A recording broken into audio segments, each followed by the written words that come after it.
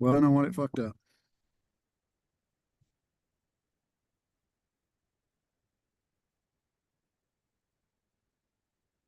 So it's just saying I couldn't do it, but I don't know if it's doing it or not. Bill, um, It says on the top of my page says this was being live streamed, so okay. So I guess it we're hot there. we're hot there. It's just lying to me, telling me I can't do it. Right now, where's the record button? Oh, right there. All right. Sweet. We may be a few minutes late here, but we are here with technology, our friend when it works. We ever get this technology thing, we'll be good. Ah, I don't know. Every time I get closer to it, it seems like I get further away. ain't that the truth? All right, you ready to crank this baby up here? Let me Yeah. You can click on that. Okay, there. Good to go here. Happy. Trying to see if the live is good, but I'm not see. give everybody a few minutes to jump on. Hey, if y'all are in one of them others or you watching this later, hit us up for the live link to jump on these Zooms. So we're on the Zoom side of these lives. That way you get to be in here with us and ask questions, raise your hand, all that good stuff.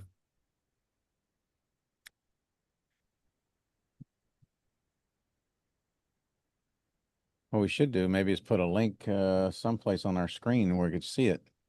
That's actually a good idea. We should probably have the links in our bios and on YouTube in someplace. That's where we're both live streaming, so it'd be smart to have them there. Good thinking, Bill. Let me see if we can figure out a way to put that on something. Yeah, we can do it. We Uh, definitely. So people can just click.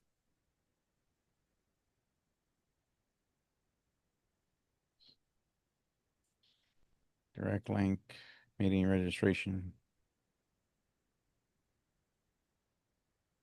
So while you're working on that, Bill, so how did you get from, I'm guessing you're like me and maybe I'm wrong that nobody taught you anything on financial education and you started out your work life as just go out, make money, spend money, I'm guessing, right? Yeah, just to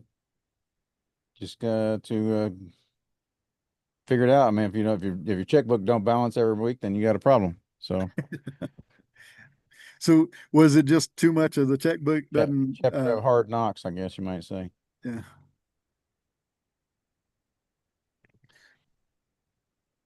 I need to I'll make a short link to my website for this thing. I'll drop it in my name thing here Oh, at some cool. point. That way they can just So type in all at letters. what point did you decide, you know what, I need to go learn about money? Learning about money was pretty much just every time the bills come due. Uh, so as far as keeping up with it and making things balance out, you have to, uh, I guess, you learn that as you just as you get to be an adult and things start to put together. But I was lucky enough to had that my parents were both teachers and they brought me up learning about that stuff. My dad was a math teacher, so Oh, uh, figuring out the math and the zeroing everything out, which is one of those lessons he gave me as I came up. But not everybody gets those, obviously. yeah, yeah.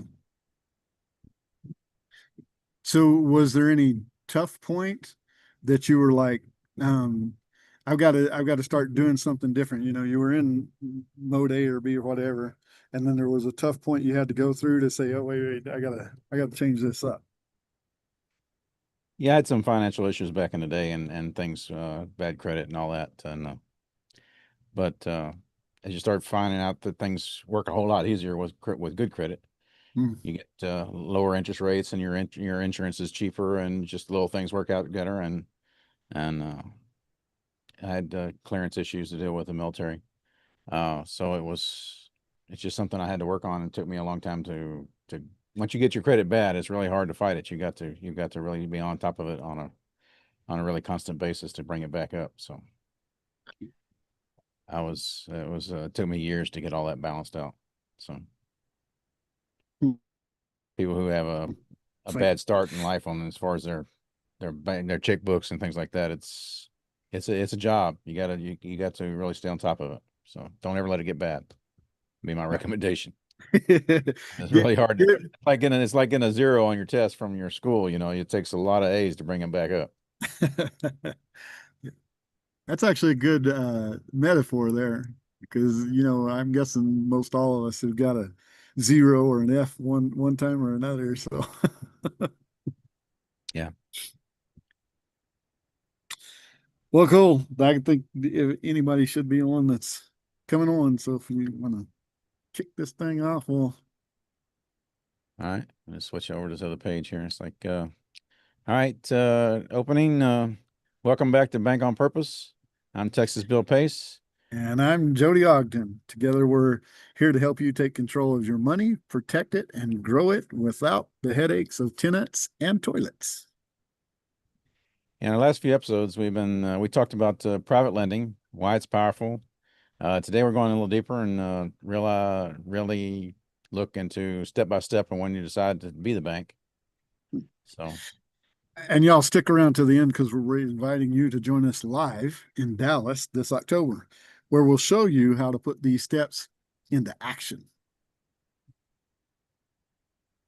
all right, let's see. So, So Bill, what's the first thing I should do before lending money? I'll always do your homework. Ask who's the borrower, does this person have a good track record? Have they done this before? They have a track record of not paying back their lenders and things like that. So you want to make sure that you have somebody who has decent credit, that has a background, and has good partners that can make sure everything goes down the way it's supposed to go. Sweet. So you're saying a solid investor should be open to about their past deals and able to explain how they're protecting the money of the lender for sure, right? Right. You want to make sure that that you're protected because they're protecting all their money, protecting the people that came before you and the people that are coming after you and you yourself. So if you're borrowing money, you want to make sure that I'm on the up and up. So let's say I'm getting into to just starting getting into this, Bill. How do I decide the loan amount? Well, you don't just hand over your savings. You're going to agree to lend on the basis of property values, and you're going to do underwriting. And I'll show you my underwriting, and then you can have your underwriter come and double check it. And you always want to verify the numbers, make sure that I'm not just blowing smoke, and that way that you're seeing that's going to get a good value for your money. So you don't just write a So check; you want to check everything out. yeah. So basically the lender and borrower got to come together and agree on what's going to work in the deal and of course what's going to pay interest and at the end the rate should vary obviously in between the 8 to 12 and the key is making sure the deal still fits the goals, right? Right. Okay. So if you're getting a good return, and I get a good house, and everybody's happy, then things are going to work out in the long run. Nice, nice. So talking about the loan itself here, what's the difference between the interest and an immortalized loan, Bill? Well, interest only is like if you loan me $100,000 and I'm paying you 10%, then 10% on that is going to be $1,000. 10%. So, or $10,000 on 100,000 would be I'm going to give you $10,000 every year on your money. So in 10 years from now, I'm still going to be giving you 10% of that same 10% on that same 100,000. So you're going to get 10,000 and 10,000 and 10,000 and 10,000. Where if you have an amortized loan, every time you pay it down, you're getting a little bit off of the principal. So now you're getting 10% on 9,800 or 9,000, whatever. So as it goes down and down and down, so you're going to get a little bit less money every month it goes down. So say if you have a 30-year note, then you have a 30-year amortization. Then in 30 years it goes to zero, and you're only getting 10% on $2 or whatever at the end of the last 2 or 3 payments.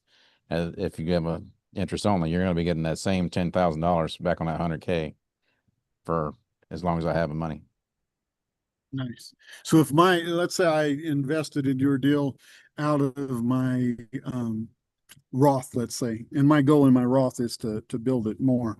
So if I give you a 30-year interest only loan, then you're paying at year 10, well, now I've made $100,000 in interest.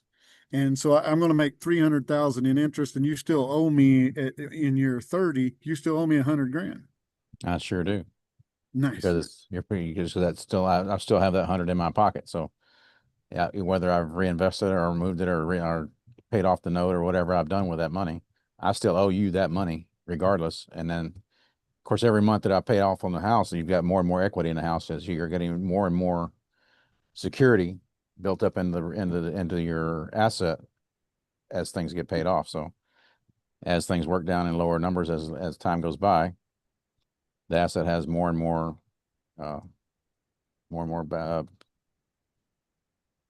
security. More, Anyway, so more and more equity if you're on the immortalized zone, that you're gaining equity as the owner, the investor is making less and less money on that, versus if it's interest only, the investor is making more money and the investment's still the same. I mean, me actually, as the investment's getting better because now I paid off some equity.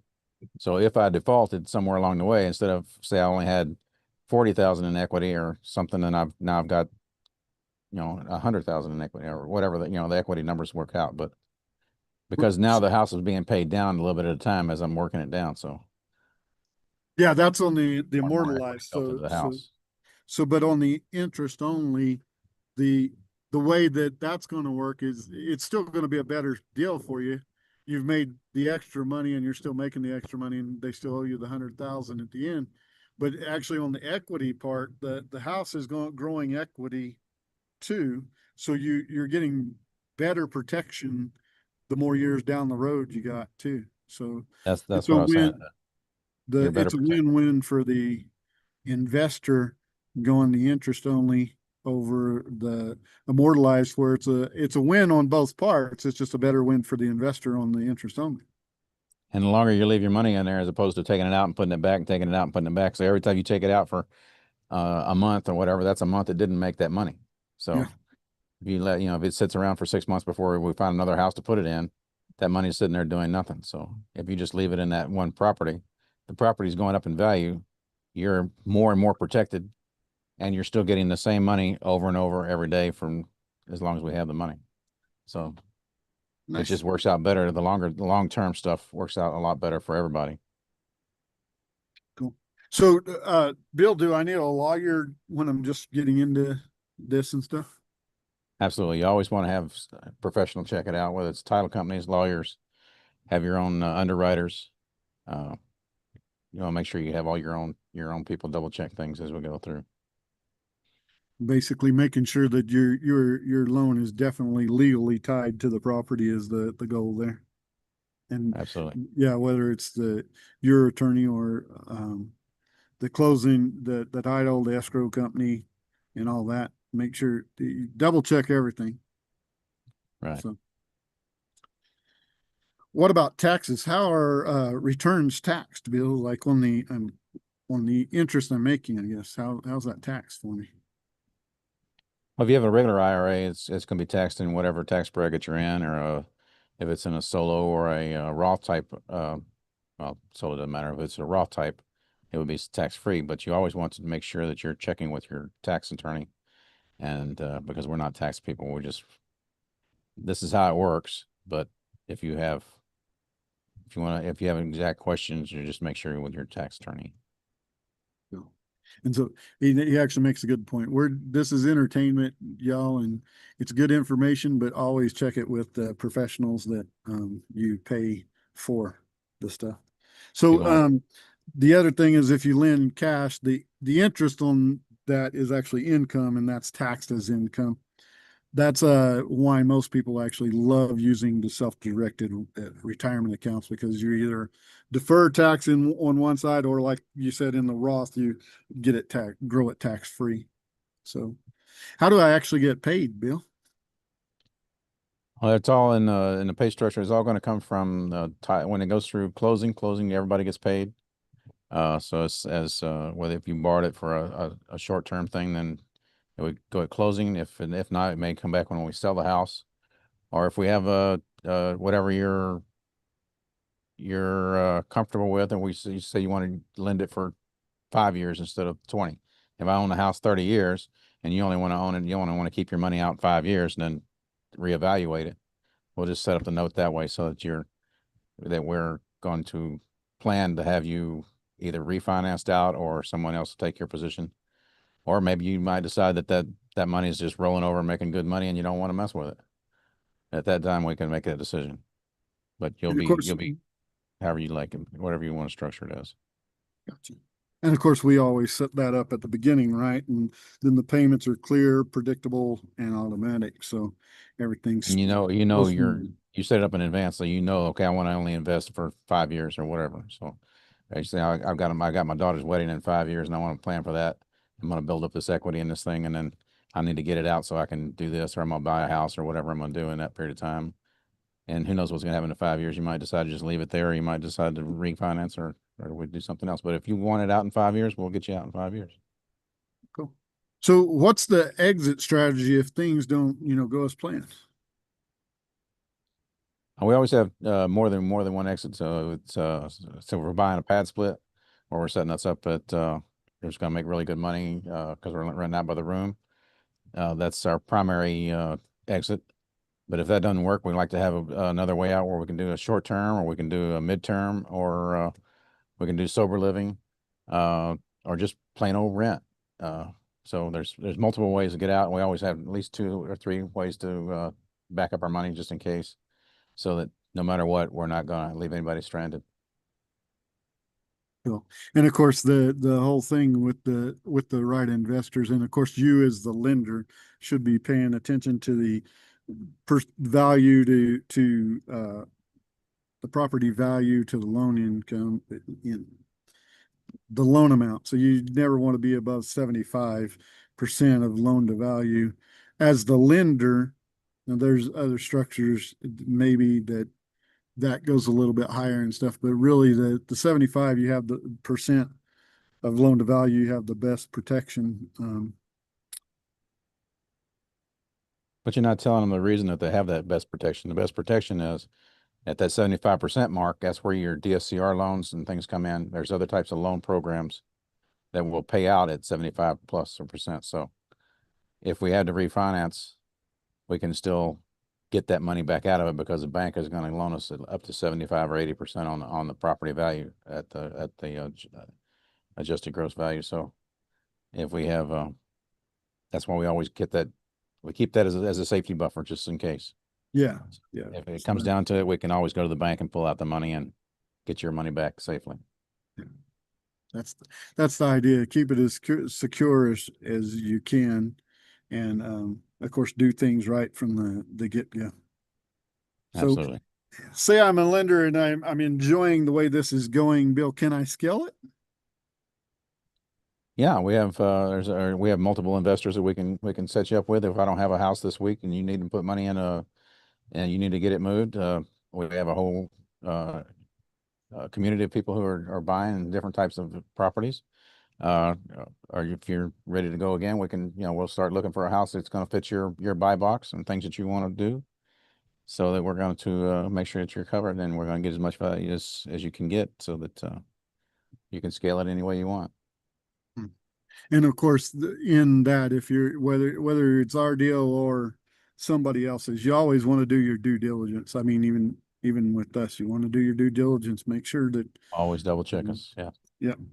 Even not that we do you wrong, but I might have pushed the wrong button on a calculator, or I just had a brain bar that day. So, I had a headache when I pushed the buttons and things didn't work right. So Yeah, always double check us.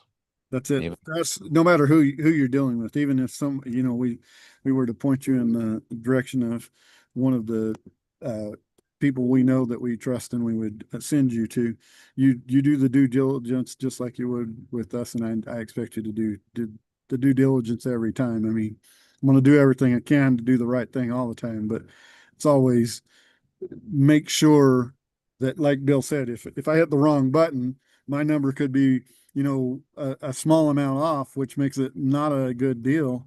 And you come to me and said, "Hey, this is what I got." If mine's wrong, then you've helped me out in the long run too by doing your due diligence. And we don't want to get in bad deals, just like you don't want to be in a bad deal with us.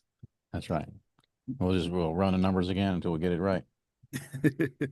So, Bill, what's the final step to getting started? Getting educated, getting in the right rooms, getting in with people who know what they're doing so that you get the right deals and the right people who are going to take care of your money and take care of you in these deals. And that's why you need to come to Dallas. Yep, that's why we're hosting that Bank on Purpose 2-day event in October in Dallas, and we'll walk you through live examples, contract case studies. We'll get you hands on. Absolutely. So if you've been curious about private lending, this is your chance. In those 2 days, you'll learn exactly how to protect your money, set the terms, and grow it safely. So don't let your cash retirement fund sit idle while inflation eats it up. Don't forget, seats are limited. DM the word event today to reserve your spot. The days are October 25th and 6th and 26th in Dallas. And align your money with your purpose. Bank on Purpose. Y'all have a great one. We will see you next week. Same time, same channel. Love you guys. Hey, at least this week I learned that stop. Oh, wait, we're still on the other hand. So let me. Oh.